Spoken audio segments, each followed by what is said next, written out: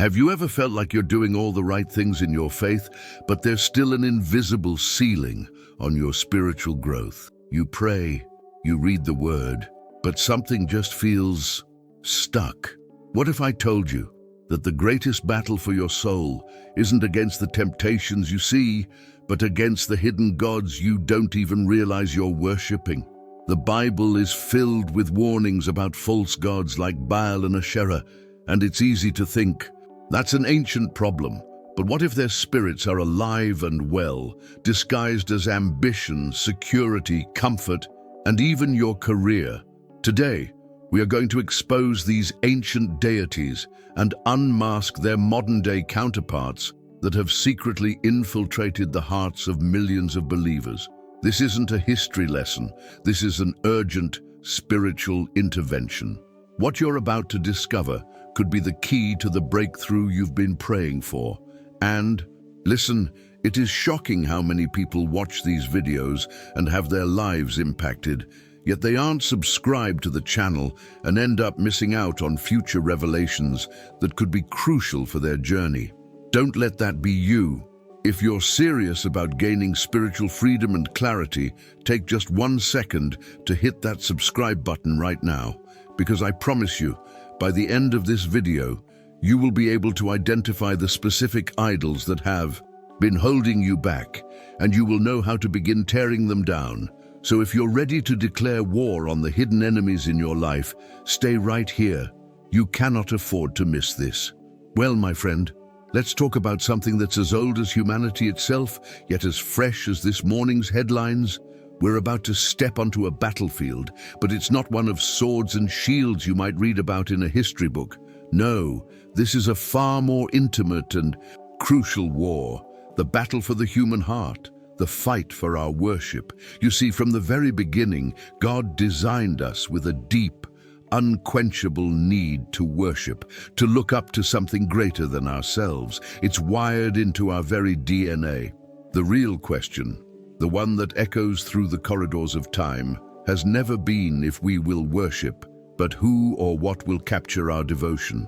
The pages of the Old Testament are filled with stories that seem distant, tales of strange gods with strange names, carved from wood and stone. We read about the struggles of Israel, constantly being pulled away from the one true God, and it's easy for us to sit back in our comfortable chairs and think, how could they be so foolish? But what if I told you that this ancient struggle is the very same one you and I face every single day?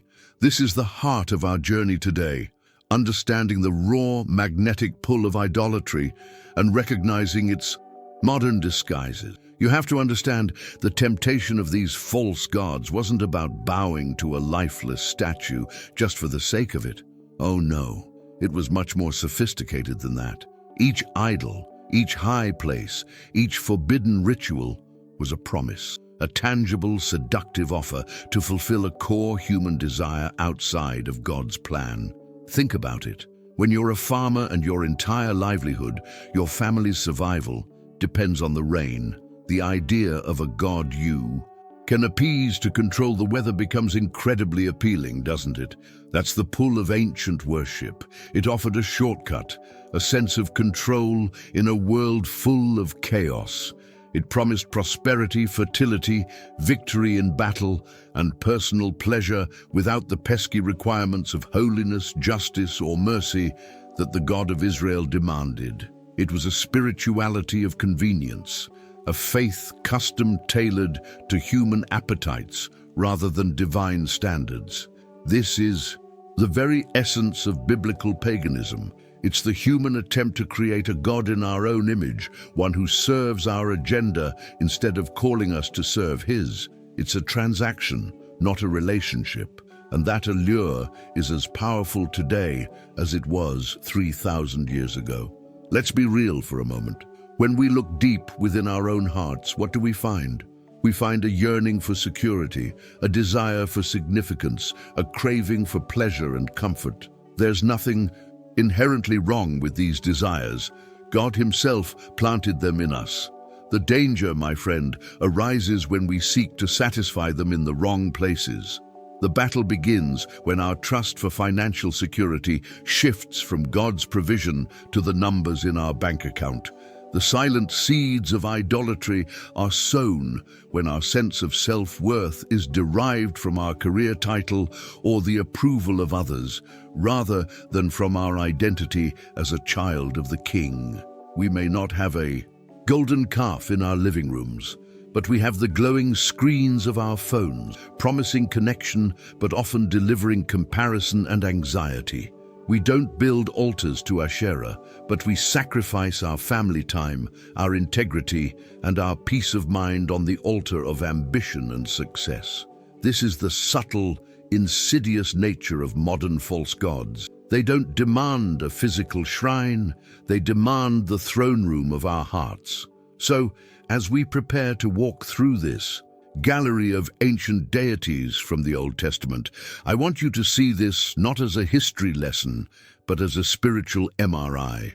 We're going to look at the stories of Baal, Molech, Dagon, and the others, not as relics of a forgotten time, but as mirrors reflecting the timeless temptations of the human soul. We'll explore why a society would be drawn to the depravity of biblical paganism and what it reveals about our own vulnerabilities. We'll uncover how the same fears that drove an ancient Israelite to a pagan high place might be the same fears driving us toward our own modern forms of ancient worship.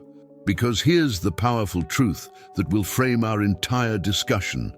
While the names of the idols change, the desires of the human heart remain exactly the same.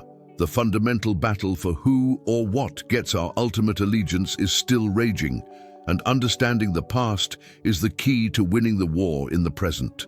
Therefore, this journey we're embarking on is profoundly practical. It's about pulling back the curtain on the spiritual realm to see the forces that are truly at play for your soul. It's about equipping you with the wisdom to identify the subtle idols that have crept into your own life, the ones that promise fulfillment but only deliver emptiness.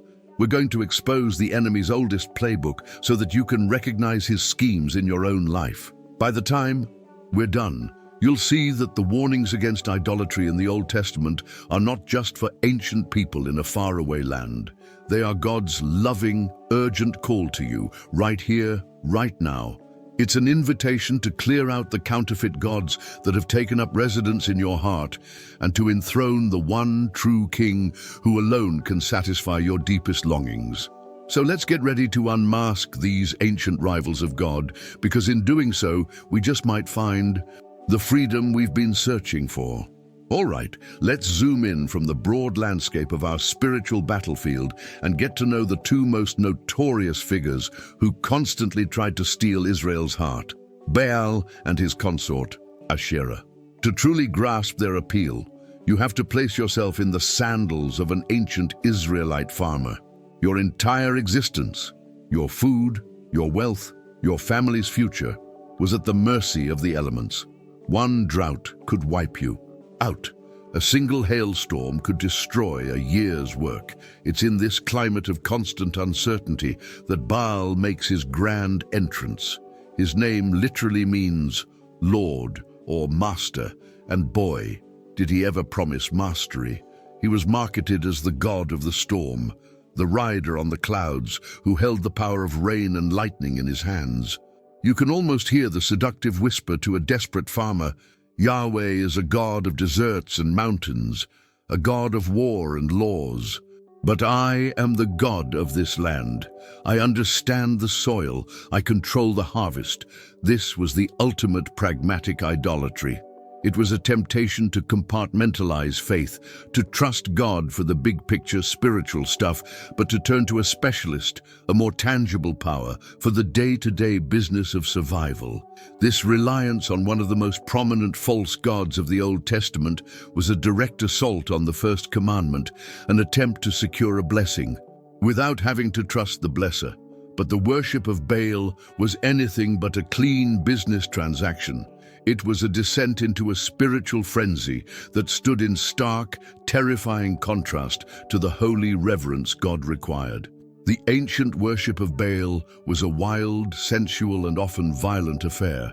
Imagine the scenes the prophet Elijah witnessed: chaotic rituals on high places, hilltops dotted with pagan altars where worshippers would engage in ecstatic, trance-like states, often involving ritual prostitution and self-mutilation. You remember the account in 1 Kings 18, where the 450 prophets of Baal on Mount Carmel are screaming, dancing, and cutting themselves with swords and lances, trying to get their god's attention. This wasn't quiet contemplation. It was a spectacle designed to manipulate the divine through raw, unbridled human emotion and even bloodshed.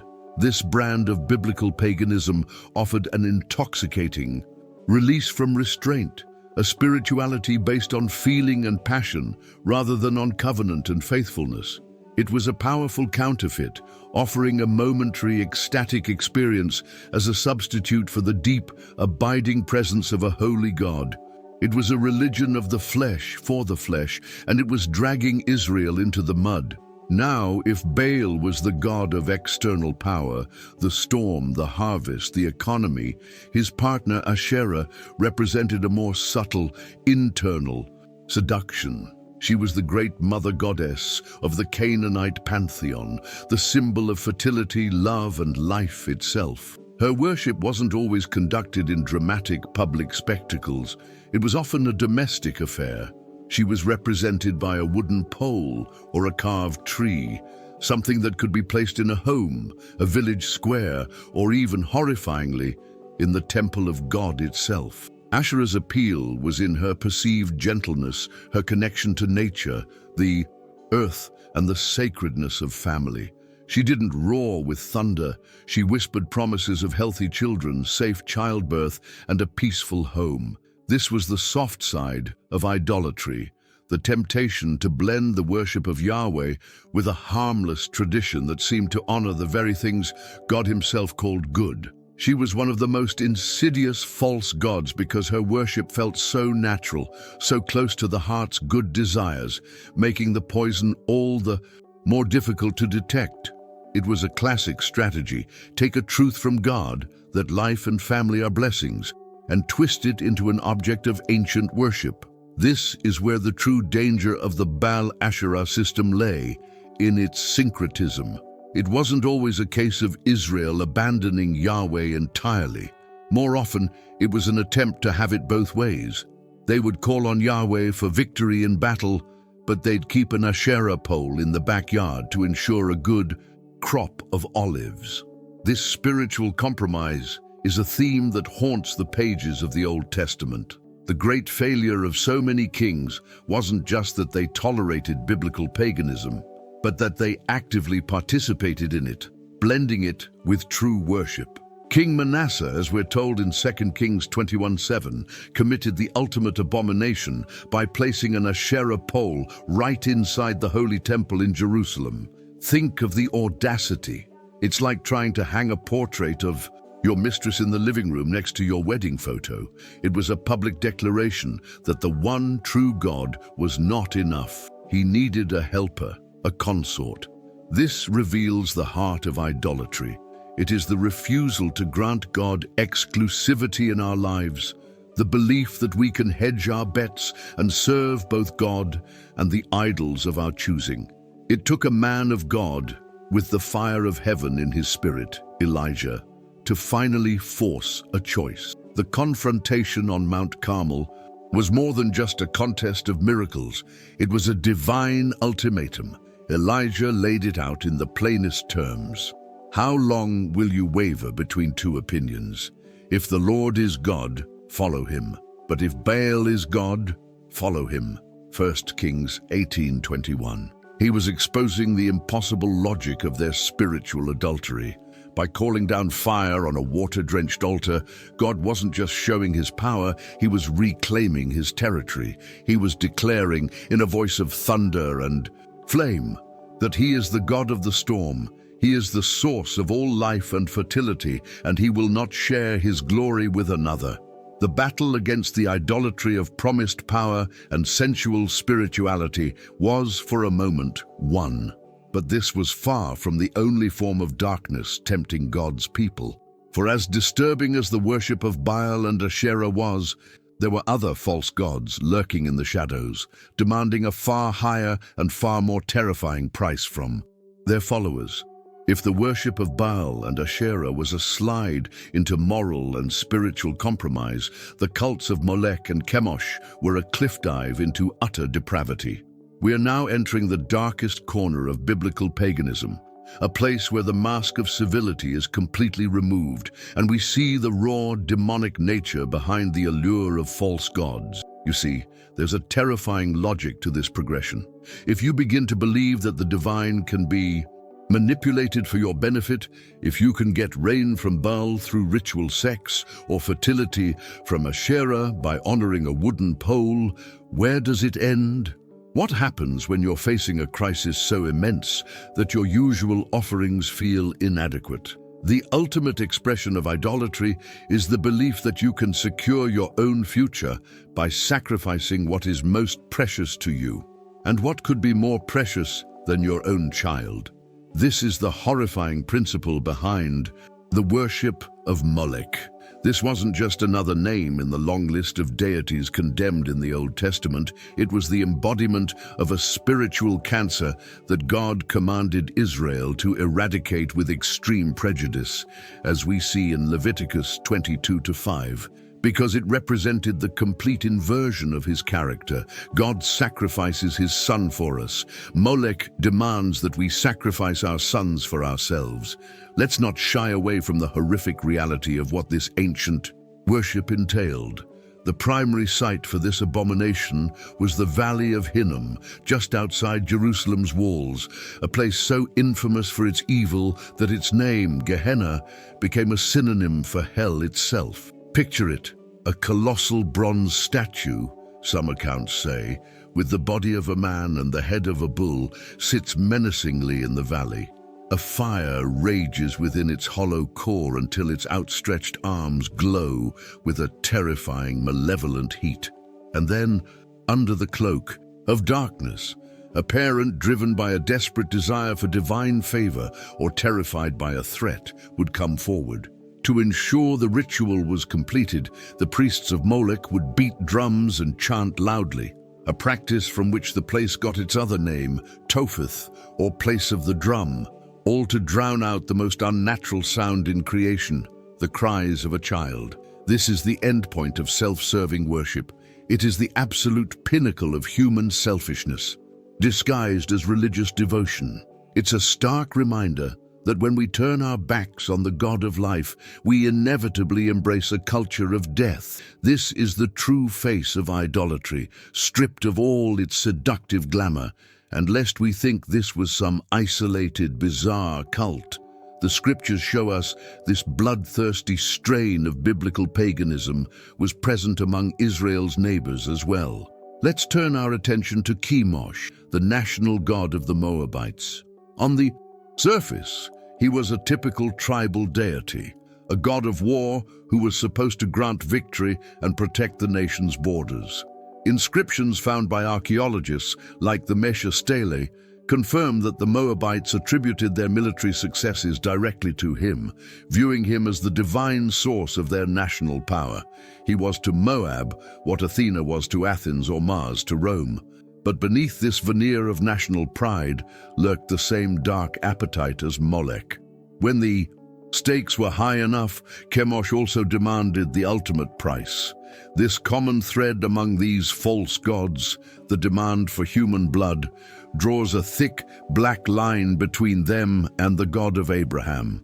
The sacrificial system God gave to Israel, with its lambs and goats, was a system of substitution, a constant grace-filled reminder that an innocent life was given in the sinner's place, all of it pointing forward to the day the Lamb of God would make the final substitution for us all. The worship of Chemosh and Molech was the opposite, a system of appeasement where human life was destroyed to placate an angry, volatile God. This isn't just theological theory. The Old Testament gives us a shocking first-hand account of this horrific practice in action. In 2 Kings chapter 3, we read that the armies of Israel, Judah, and Edom have the Moabite king completely cornered in his city. Defeat is imminent. In a final, cataclysmic act of national devotion, the king of Moab performs the most extreme ritual imaginable. He takes his eldest son, the heir to the entire kingdom, and right there on the city wall, in full view of the invading armies, he offers him as a burnt offering to Chemosh. Can you even fathom the desperation, the sheer, unadulterated horror? This was his ultimate trump card, a public sacrifice to shock his God into action. And the Bible records a bizarre and chilling outcome. And there was great wrath against Israel, so they withdrew from him and returned to their own land. The text is sparse, but the implication is that this supreme act of idolatry unleashed a spiritual power or a psychological terror so great that it turned the tide of the battle. It's a grim, unsettling reminder of the very real spiritual darkness that held the ancient world in its grip. So, what are we to make of these bloodthirsty gods? Molech and Chemosh reveal the terrifying, logical conclusion of all idolatry. It begins with a simple, selfish trade. I'll give you a little worship, you give me what I want. But it can end in the valley of fire. It represents the worship of security, the worship of self-preservation, taken to its most monstrous extreme.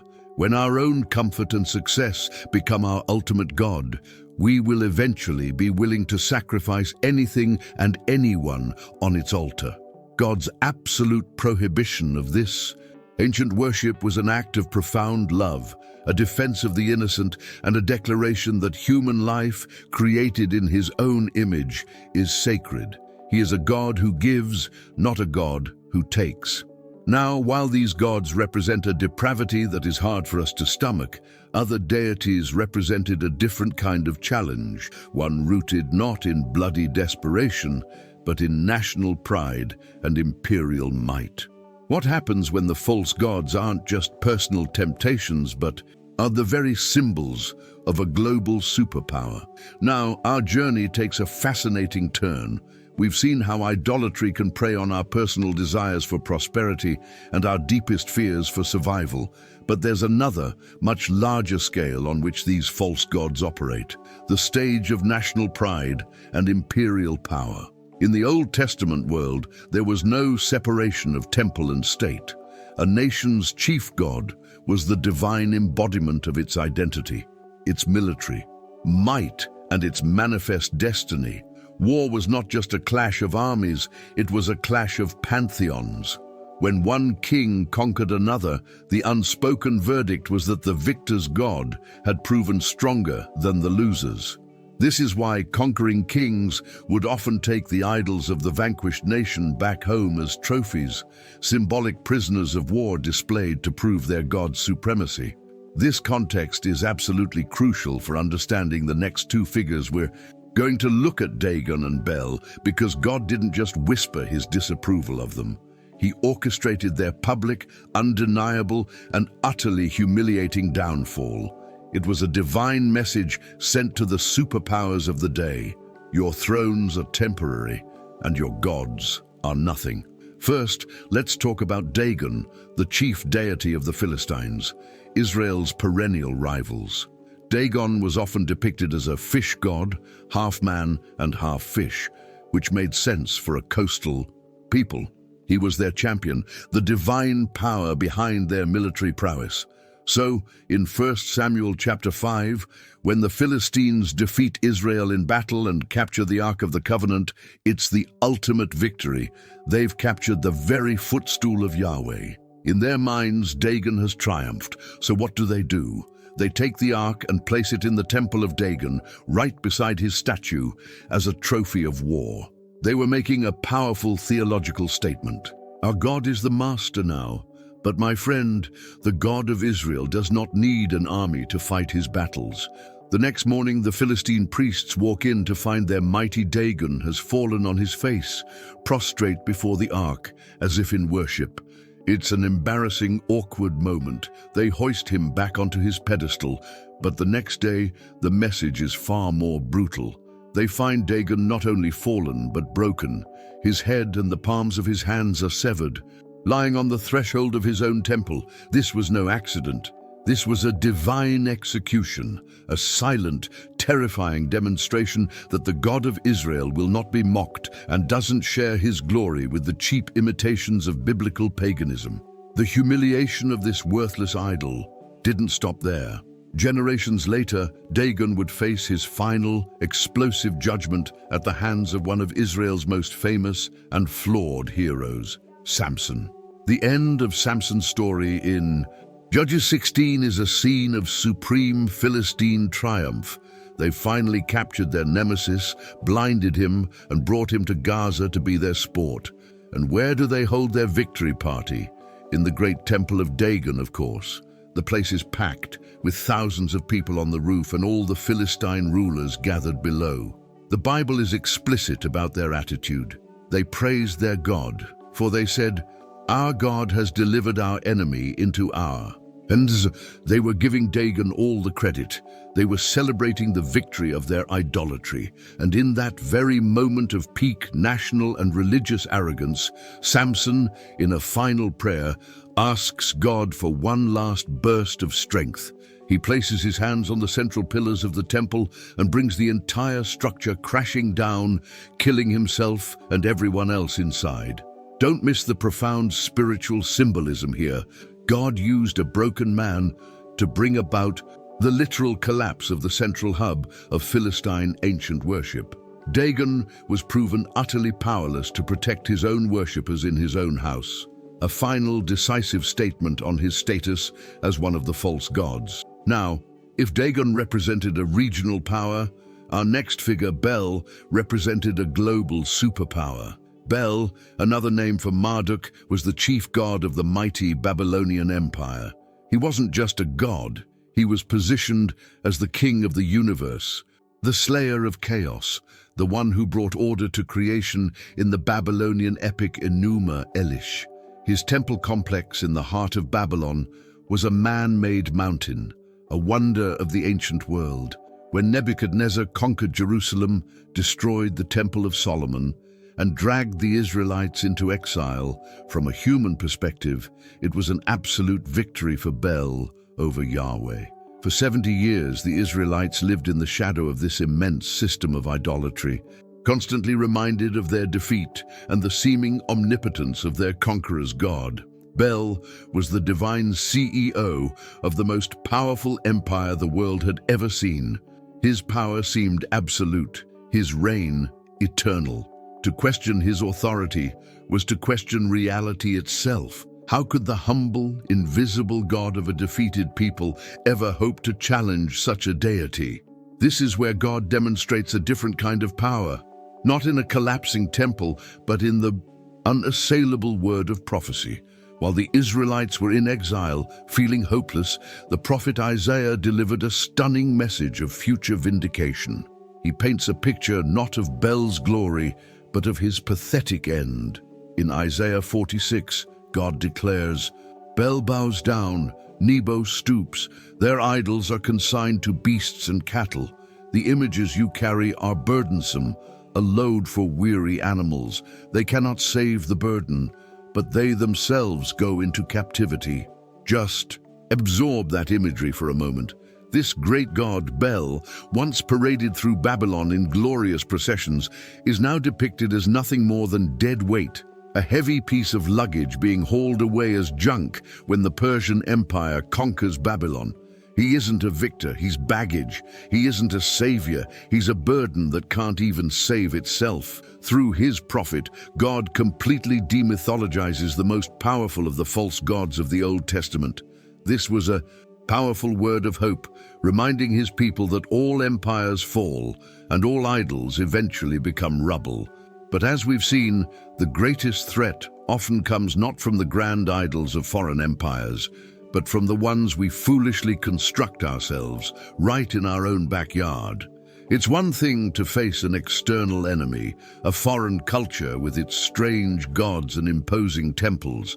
It's another thing entirely when the poison of idolatry starts bubbling up from within your own ranks. This, my friend, is where the battle gets truly personal and far more dangerous. The stories of the golden calf and Nehushtan are so crucial because they strip away any sense of superiority we might have. We can no longer point a finger at those other people. These are stories about God's chosen, redeemed people who, in moments of fear and spiritual amnesia, crafted their own false gods from their own resources. Let's go back to the base of Mount Sinai in Exodus 32. Moses, their connection to the divine, has vanished into the cloud and fire for 40 days. Silence. To a nation of former slaves, accustomed to the visible, larger-than-life deities of Egypt, this silence is terrifying. The invisible God feels absent, and in that vacuum of faith, fear takes over. Their cry to Aaron, "Come, make us gods who shall go before us," is a raw cry of desperation. It's the demand for a God they can see, a God they can manage, a God that won't disappear on a mountaintop. This is the genesis of homegrown idolatry. It is born in the soil of our impatience and watered by our fear. Let's dissect their request, because it's more sophisticated than it first appears. They didn't necessarily want to worship a completely new God.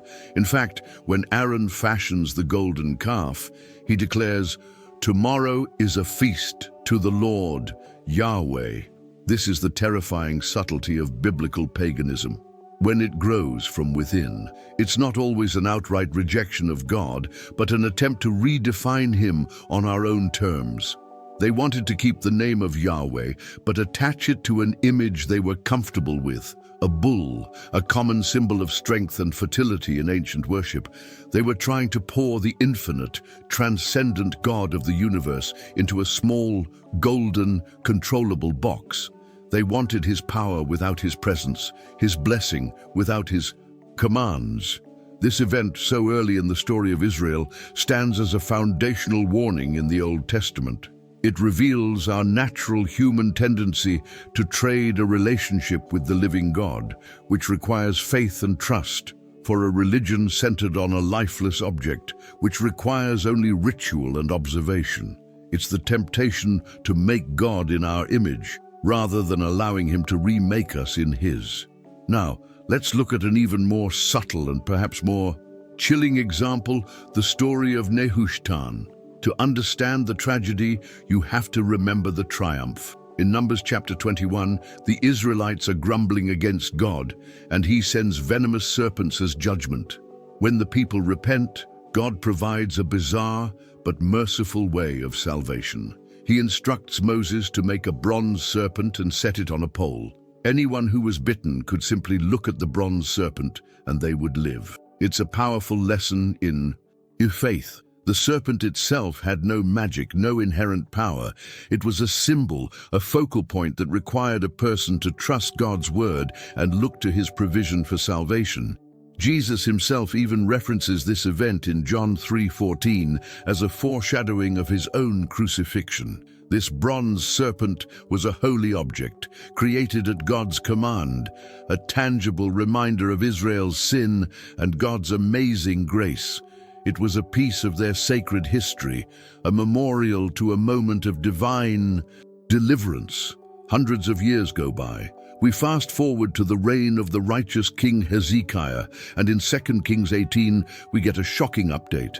That very same bronze serpent, which had been carefully preserved for generations, had become a full-blown idol. The Bible tells us that unto those days the children of Israel did burn incense to it, and He called it Nehushtan. They had given a name to a thing.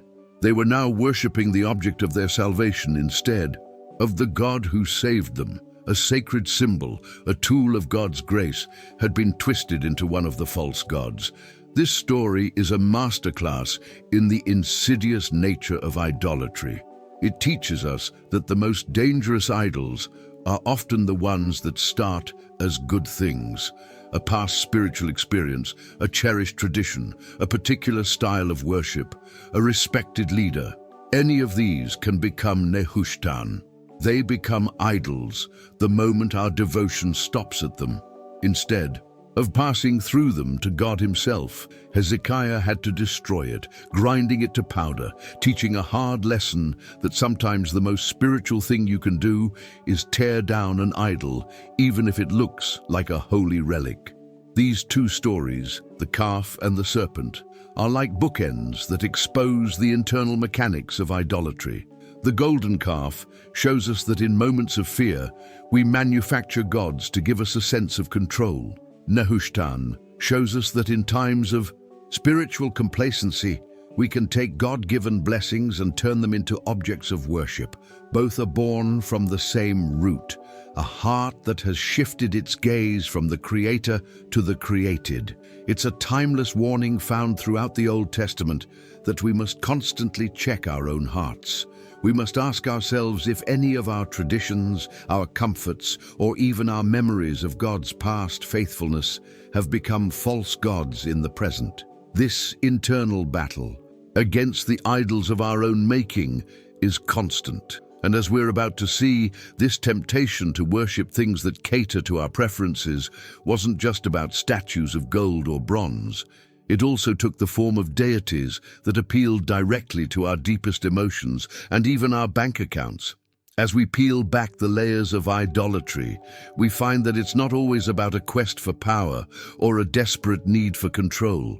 Sometimes the allure is much softer, much more sentimental.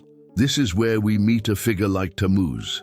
In a stunning vision in Ezekiel chapter 8, the prophet is spiritually transported to the very temple of God in Jerusalem, and what he sees is shocking.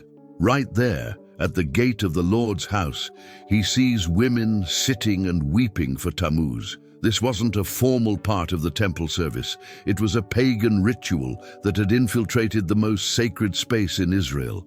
Tammuz was a Mesopotamian god whose myth involved an annual cycle of death and rebirth, mirroring the seasons. The ritual weeping was an emotional outpouring, a shared experience of grief that was tied to the agricultural calendar. This is the idolatry of pure emotion. It offered a spiritual catharsis, a chance to feel deeply without the difficult requirements of repentance, justice, or personal holiness. It was a counterfeit spirituality that prioritized a sentimental experience over a transformed life, a form of biblical paganism that is dangerously popular even today, the pursuit of a spiritual high without the commitment of a holy walk. From the temple courtyard, let's travel into the kitchens and homes of ancient Judah, where we find another pervasive form of ancient worship, the cult of the Queen of Heaven. The prophet Jeremiah confronts this head-on, and what he describes in Jeremiah chapter 7 is a deeply ingrained, family-run operation. This wasn't a state-sanctioned religion. It was a grassroots idolatry that involved everyone. The children gather wood, the fathers kindle fire, and the women knead dough to make cakes for the Queen of Heaven. Jeremiah 7:18. It was a domestic ritual, passed down from generation to generation, woven into the very fabric of their daily lives. And what was the appeal? It was purely transactional. Years later, when Jeremiah confronts them again after the fall of Jerusalem, they boldly tell him why they won't stop. They say, "For then we had plenty of food and were well off and saw no trouble. But since we left off burning incense to the Queen of Heaven, we have lacked everything." Jeremiah 44:17-18. Their allegiance was based on a simple cost-benefit analysis. This is the idolatry of superstitious prosperity, a belief that if you just perform the right ritual, the universe, or one of its false gods, will give you the comfortable life you crave. Take a moment to truly absorb the spiritual blindness described in that passage from Jeremiah. The people of Judah have just seen their nation destroyed, their temple leveled, and their lives ruined, all of which Jeremiah had warned was God's judgment for their unfaithfulness. Yet their conclusion is the exact opposite. They believe their downfall came because they had paused their worship of the Queen of Heaven. Their hearts were so completely captured by this form of idolatry that they interpreted God's righteous judgment through a pagan framework. It's a chilling example of how a lie, when embraced long enough, can completely remap a person's reality. They were clinging to a tradition that promised them full bellies and peaceful lives, and they refused to believe that this comforting ritual was, in fact, the very source of their destruction. This shows the stubborn grip of false gods that are tied to family and tradition. They become so familiar, so normal, that to question them feels like questioning common sense itself, making the prophet's call to repentance sound like the ravings of a madman. It is a timeless warning from the Old Testament about the deceptive power of a belief system that seems to deliver results. This fusion of worship with perceived well-being isn't just an ancient problem.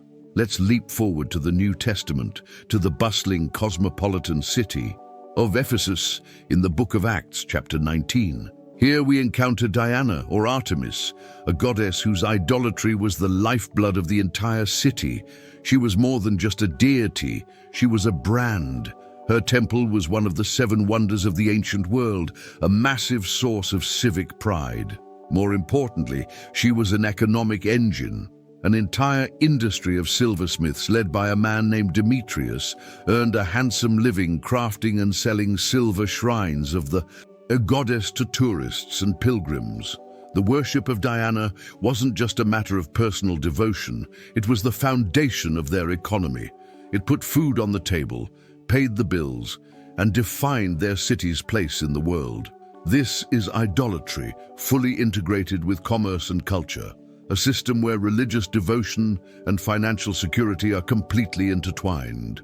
So what happens when the Apostle Paul arrives and starts preaching the gospel with such power that people begin turning from idols to the living God? It sparks a crisis. But notice the nature of the crisis.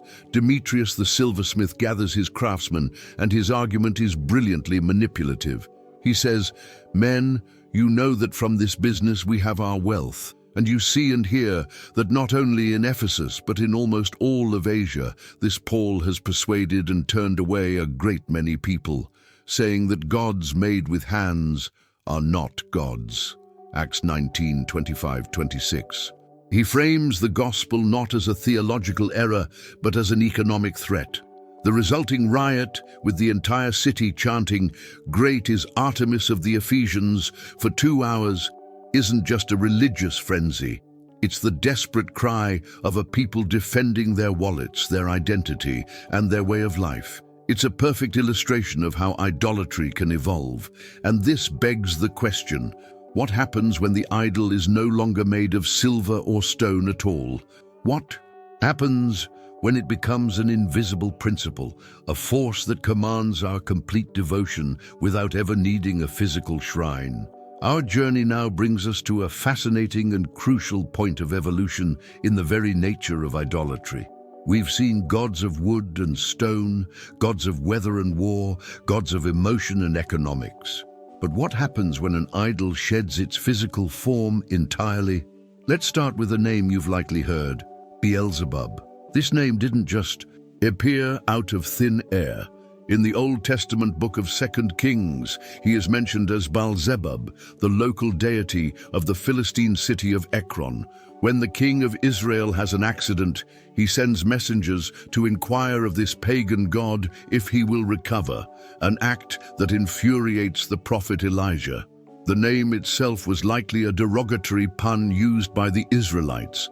While it probably meant Lord of the heavenly dwelling, they twisted it to mean Lord of the flies, associating this idol with filth and decay. For centuries, he was just another name on the long list of false gods. But by the time of Jesus, something profound had happened. The name of this obscure local idol had evolved to become a title for the prince of demons, Satan himself. When the Pharisees want to accuse Jesus of using demonic power, they say, "It is only by Beelzebub, the prince of demons, that this man casts out demons." Matthew 12:24. This transformation is incredibly significant.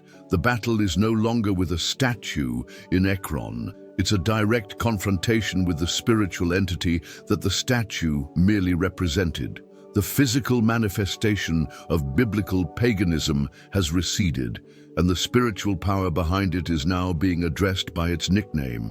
It's a clear signal that the war against idolatry is, at its core, a spiritual one.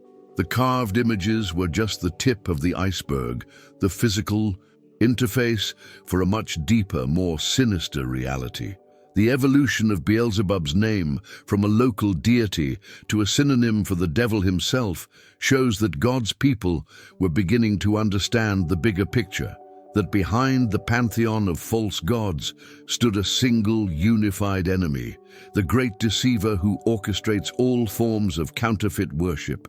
This shift from the physical to the spiritual sets the stage for the New Testament's focus, where the primary battle is against principalities, against powers, against the rulers of the darkness of this world.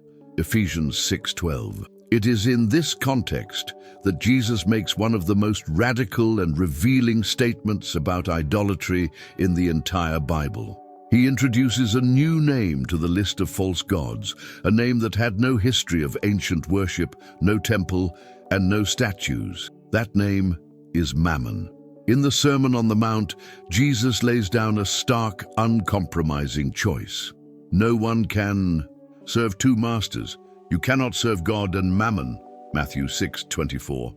By personifying Mammon, an Aramaic word for wealth and possessions, Jesus was officially recognizing a new kind of idol, an abstract one. He was teaching that a principle, a human desire, can become so powerful that it functions as a god, demanding service, allegiance, and worship. Mammon has no physical form, which makes him the most dangerous idol of all. You can't smash him with a hammer like Hezekiah did with Nehushtan. He doesn't reside in a temple. He seeks to reside in the throne room of your heart. He is the ultimate evolution of the idol, invisible, pervasive, and perfectly suited for an age that prides itself on being too sophisticated for pagan rituals. Let's be honest, Mammon is, without a doubt, the most widely worshipped god in the Western world today. His worship is so ingrained in our culture that we don't even recognize it as worship. We call it ambition, financial planning, or the hustle. But what does Mammon demand? He demands our time, our energy, our creativity, and our best hours of the day. He demands our anxiety and our sleepless nights.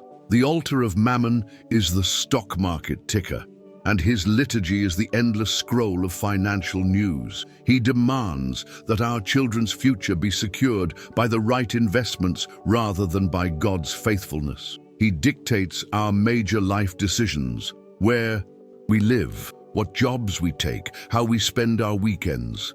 This idolatry is subtle because it taps into legitimate needs for security and provision. But it crosses the line into worship the moment our trust shifts from the provider to the provision.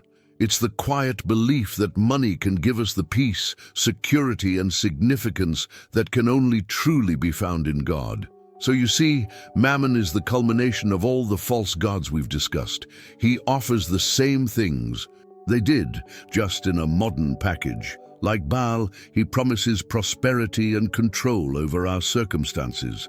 Like Molech, he can demand the sacrifice of our families on the altar of career success. Like the Queen of Heaven, he offers a sense of security based on tangible assets. And like Diana of the Ephesians, his worship is completely fused with our economic system. He is the arch-idol of our time, the great rival to the lordship of Jesus Christ, because he demands the one thing God requires, our hearts. Recognizing this invisible God, calling him by the name Jesus gave him, is the essential first step to breaking his power in our lives. This isn't just a theme from the Old Testament. It's the central spiritual battle for the modern believer. The names of the idols have changed, but as we are about to conclude, the battlefield for our worship remains exactly the same. So here we are at the end of our gallery of false gods. We have walked through the high places of Baal and Asherah, recoiled from the fiery altars of Molech, witnessed the humiliation of Dagon and Bel, and unmasked the subtle, homegrown idolatry of the golden calf and Nehushtan.